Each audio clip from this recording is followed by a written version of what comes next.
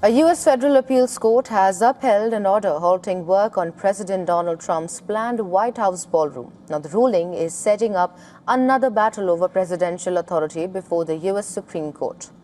Now, the U.S. Court of Appeals for the D.C. Circuit ruled against the Trump administration. The three-judge panel in a 2-1 decision said each president is a temporary tenant, not the owner of the White House and its executive residence.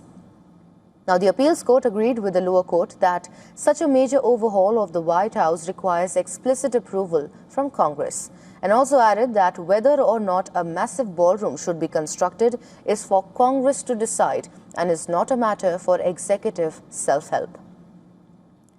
The recent ruling puts Trump's $400 million project on hold.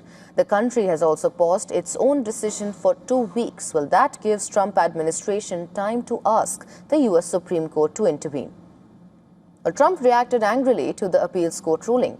The U.S. president said his administration will move to Supreme Court immediately against the ruling. Attacking the judges, Trump said 2 appeals court judges appointed by Obama and Biden voted against the desperately needed military center. Well, he called the decision horrendous, politically motivated and unlawful ruling, adding that the ruling is being viewed as a national security threat to the country.